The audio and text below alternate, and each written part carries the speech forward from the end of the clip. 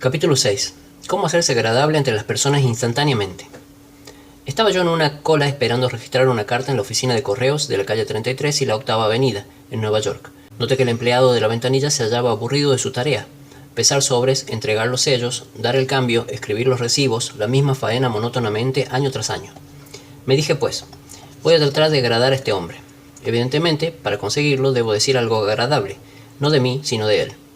¿Qué hay en él que se pueda admirar honradamente?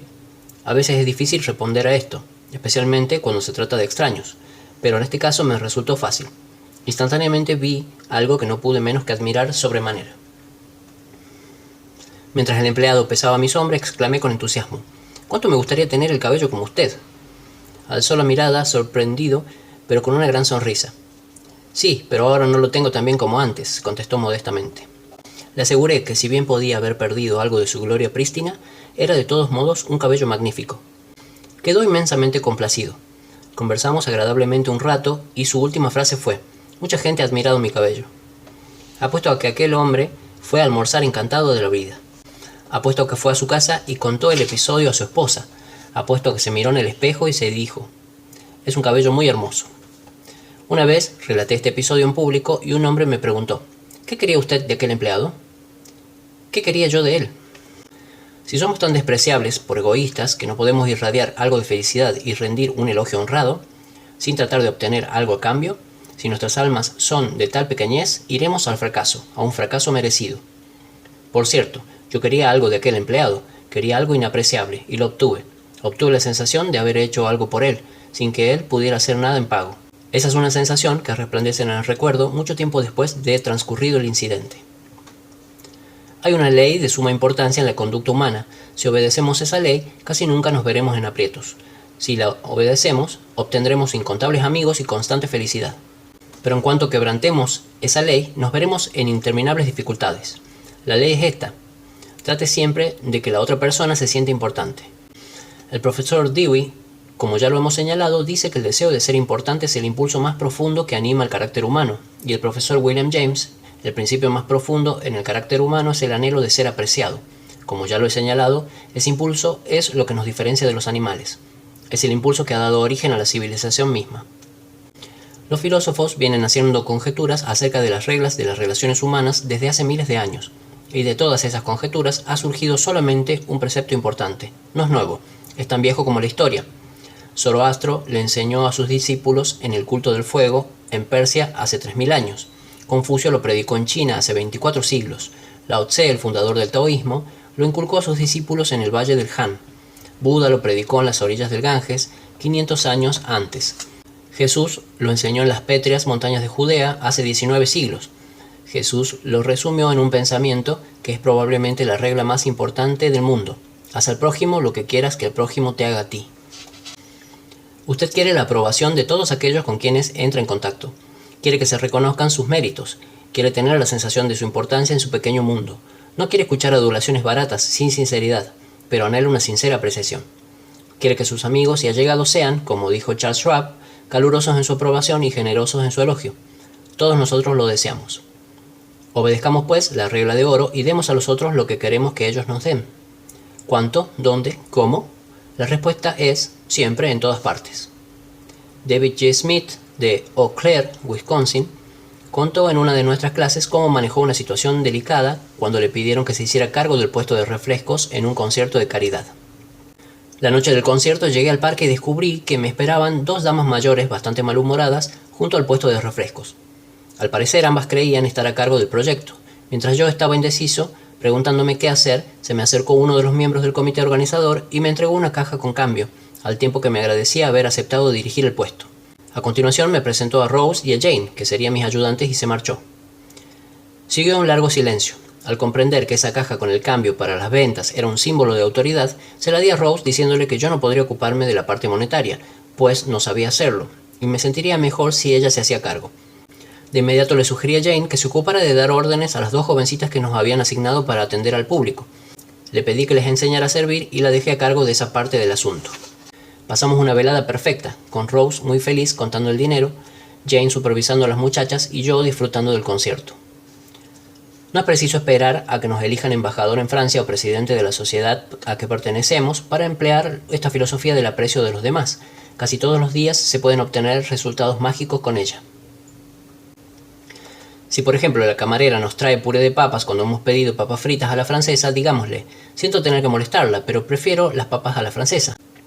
Ella responderá: no es molestia, y se complacerá en satisfacernos porque hemos demostrado respeto por ella.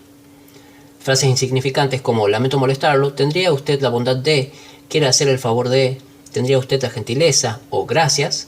Pequeñas cortesías como estas sirven para aceitar las ruedas del monótono mecanismo de la vida diaria y de paso son la seña de la buena educación. Busquemos otro ejemplo. Las novelas de Hall Caine fueron grandes bestsellers en las primeras décadas del siglo. Millones de personas las han leído. Era hijo de un herrero. No fue a la escuela más que 8 años y sin embargo, cuando murió, era el literato más rico de su época. Su historia es así. Hall Caine tenía predilección por los sonetos y baladas y devoraba toda la poesía de Dante Gabriel Rossetti. Hasta escribió un artículo en que formulaba el elogio de las realizaciones artísticas del poeta y envió una copia al mismo Rossetti. Rossetti quedó encantado y lo probable es que se dijera: un joven que tiene tan elevada opinión de mis condiciones debe de ser un joven brillante. Rossetti invitó, pues, al hijo del herrero a que fuese a Londres y trabajara como secretario suyo. Fue aquel el vuelco mayor en la vida de Hall Caine, porque en su nuevo cargo conoció a los artistas literarios del momento. Siguiendo sus consejos e inspirado por sus recomendaciones, se lanzó a una carrera que hizo lucir su nombre en el cielo de la literatura. Su hogar, Greeba Castle, en la Isla del Hombre, llegó a ser la meca de los turistas de todo el mundo, y cuando murió dejó una herencia de muchos millones de dólares, pero quizá habría muerto pobre y desconocido si no hubiese expresado su admiración por un hombre famoso.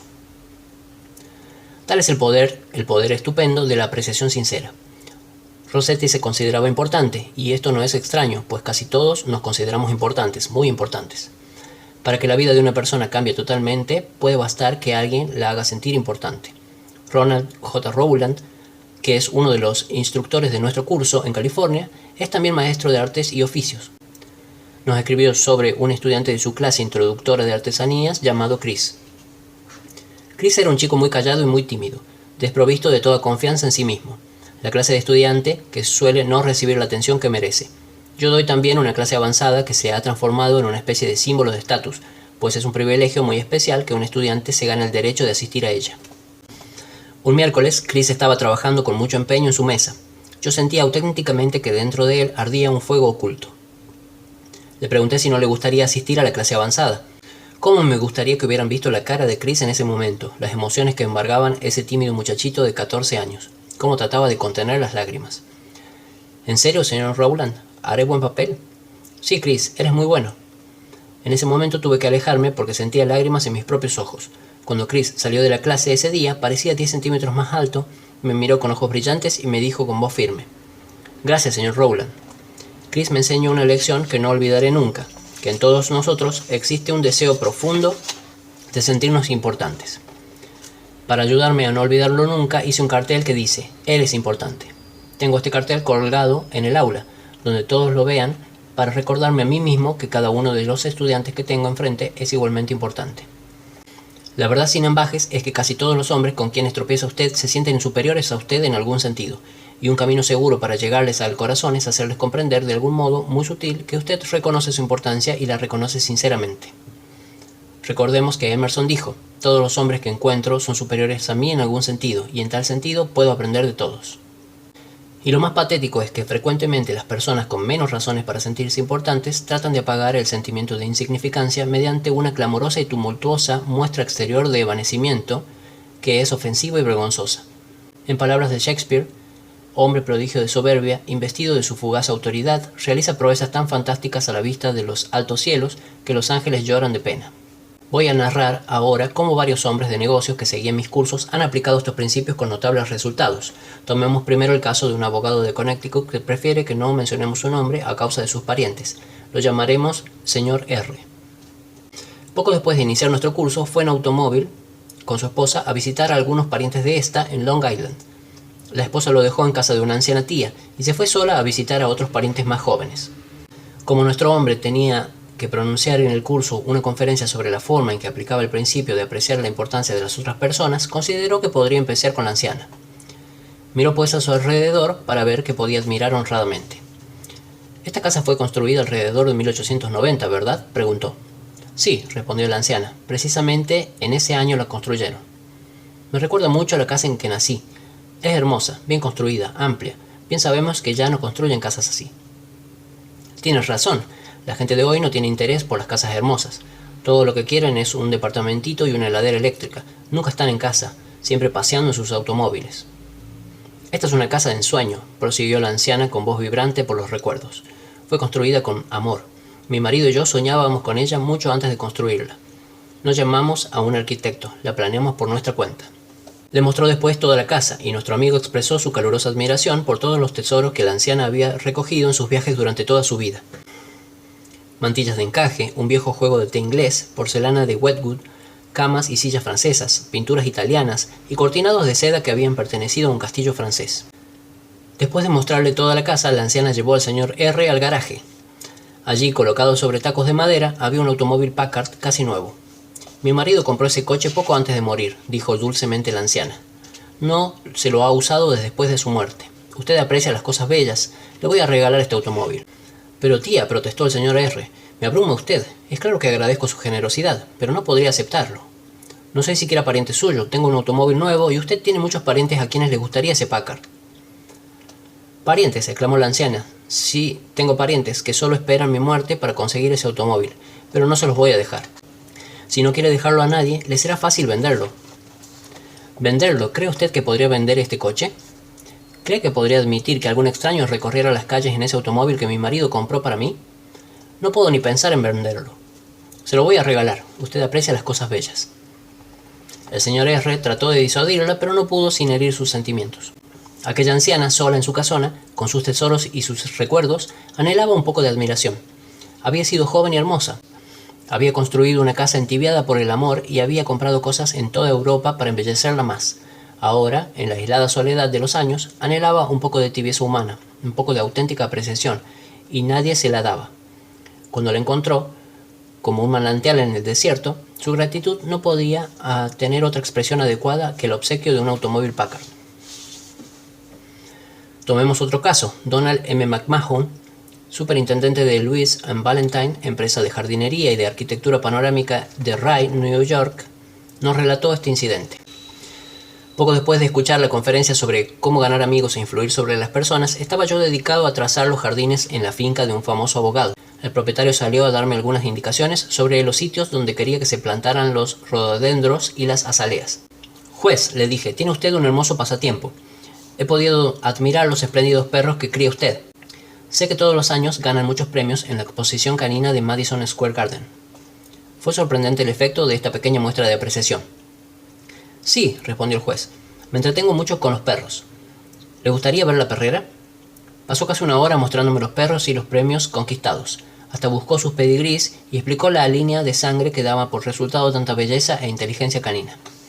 Por fin se volvió a mí y preguntó: «¿No tiene usted un hijito?». «Sí». «Bien, ¿no le gustaría tener un perrito?». «Oh, es claro, estaría encantado». «Bien, le voy a regalar uno». Empezó a decirme cómo debía alimentarlo, pero luego se interrumpió. «Se va a olvidar usted», dijo, «si se lo digo. Le voy a escribir todo lo necesario». Entró a su casa, escribió a máquina el pedigrí y las instrucciones para el cuidado del perrito y me regaló un cachorro que valía cientos de dólares, además de 1 hora y 15 minutos de su valioso tiempo, exclusivamente porque yo había admirado honradamente su pasatiempo.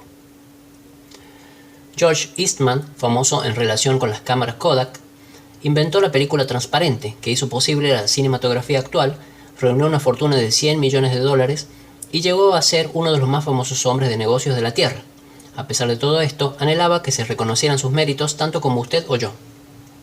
Un ejemplo: hace muchos años, Eastman decidió construir la Escuela de Música Eastman en Rochester, además del Kilburn Hall, un teatro en homenaje a su madre. James Adamson, presidente de la empresa Superior Seating Company de Nueva York, quería obtener el pedido de las butacas para los 2 edificios. Después de comunicarse telefónicamente con el arquitecto encargado de los planos, el señor Adamson fijó una entrevista con el señor Eastman en Rochester. Cuando llegó allí, el arquitecto le dijo: «Sé que usted quiere obtener este pedido, pero desde ahora le advierto que no tendrá ni un asomo de probabilidad si hace perder más de 5 minutos de tiempo al señor Eastman. Está muy ocupado. Diga rápidamente pues lo que quiere y márchese». Adamson estaba dispuesto a seguir el consejo.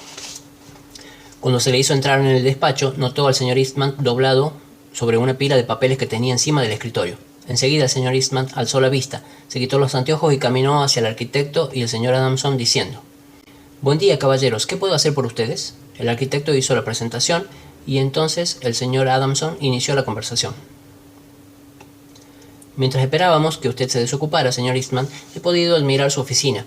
Le aseguro que no me importaría trabajar si tuviera para ello una oficina así. Ya sabe usted que me dedico a los trabajos de decoración interior en madera y jamás he visto una oficina más hermosa. Me hace recordar usted algo que casi tenía olvidado. Es hermosa, ¿verdad? Me gustaba cuando recién construida. Pero ahora llego con muchas cosas en la cabeza y no me fijo siquiera en la oficina durante muchas semanas», respondió Eastman. Adamson se acercó a una pared y pasó la mano por un panel. «Esto es roble inglés, ¿verdad? La textura es algo diferente del roble italiano». «Sí, es roble inglés, importado. Fue elegido especialmente por un amigo que se especializa en maderas finas». Luego Eastman le mostró toda la habitación, señalando las proporciones, los colores, las tallas a mano y otros efectos que había contribuido a proyectar y ejecutar personalmente. Mientras andaban por la habitación, admirando el ambiente, se detuvieron junto a una ventana y George Eastman, con su voz suave, modesta, señaló algunas de las instituciones por cuyo intermedio trataban de ayudar a la humanidad: la Universidad de Rochester, el Hospital General, el Hospital Homeopático, el Hogar Amigo, el Hospital de Niños. El señor Adamson lo felicitó calurosamente por la forma idealista en que empleaba su riqueza con el fin de aliviar los sufrimientos humanos. Poco después, George Eastman abrió una caja de cristal y sacó la primera cámara de que había sido el dueño, un invento adquirido a un inglés. Adamson lo interrogó largamente acerca de sus primeras luchas para iniciarse en los negocios, y el señor Eastman habló con franqueza de la pobreza de su niñez, relató cómo su madre viuda había atendido una casa de pensión mientras él trabajaba en una compañía de seguros. El temor a la pobreza lo perseguía día y noche, hasta que resolvió ganar dinero suficiente para que su madre no tuviera que trabajar tan duramente en la casa de pensión. Adamson le hizo nuevas preguntas y escuchó, absorto, mientras el famoso inventor relataba la historia de sus experimentos con placas fotográficas secas. Contó Eastman cómo trabajaba en una oficina todo el día y a veces experimentaba toda la noche, durmiendo solamente a ratos mientras operaban los productos químicos, hasta el punto de que a veces no se quitó la ropa durante 72 horas seguidas. James Adamson había entrado en la oficina de Eastman a las 10:15, con la advertencia de que no debía estar más de 5 minutos, pero pasó una hora, pasaron 2 horas y seguían hablando. Por fin, George Eastman se volvió a Adamson y le dijo: «La última vez que estuve en el Japón compré unas sillas. Las traje y las puse en la Galería del Sol. Pero el sol ha despellejado la pintura.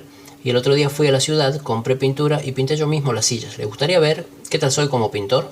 Bueno, venga a casa a almorzar y se las mostraré». Después del almuerzo, el señor Eastman mostró a Adamson las sillas que había comprado en el Japón. No valían más que unos pocos dólares, pero George Eastman, que había ganado 100 millones en los negocios, estaba orgulloso de sus sillas, porque él mismo las había pintado. El pedido de butacas representaba una suma de $90,000. ¿Quién les parece que lo consiguió? ¿James Adamson o un competidor? Desde aquel día hasta la muerte del señor Eastman, James Adamson fue un íntimo amigo suyo. Claude Marais, dueño de un restaurante en Rouen, Francia, usó esta regla y salvó a su restaurante de la pérdida de un empleado importante.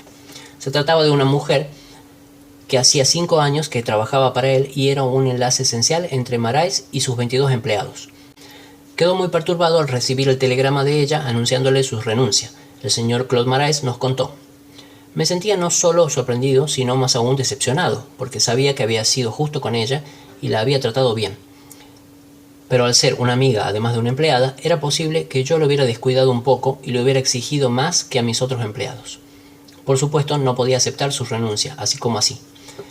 La llevé aparte y le dije: «Paulette, debe entender que no puedo aceptar su renuncia. Usted significa mucho para mí y para la compañía, y es tan responsable como lo soy yo mismo del éxito de nuestro restaurante». Después repetí lo mismo delante de todo el personal, y le invité a mi casa y le reiteré mi confianza con toda mi familia presente. Paulette retiró su renuncia y hoy puedo confiar en ella más que nunca antes. Y me tomo el trabajo de expresarle periódicamente mi aprecio por lo que hace y reiterarle lo importante que es para mí y para el restaurante. Hábleles a las personas de ellas mismas», dijo Disraeli, uno de los hombres más astutos que han gobernado el Imperio Británico, «y lo escucharán por horas». Regla 6. Haga que la otra persona se sienta importante y hágalo sinceramente. Y para terminar esta segunda parte del libro tenemos un resumen, en pocas palabras, 6 maneras de agradar a los demás. Regla 1, interésese sinceramente por los demás. Regla 2, sonría. Regla 3, recuerde que para toda persona su nombre es el sonido más dulce e importante en cualquier idioma. Regla 4, sea un buen oyente. Anime a los demás a que hablen de sí mismos. Regla 5, hable siempre de lo que interese a los demás. Regla 6, haga que la otra persona se sienta importante y hágalo sinceramente.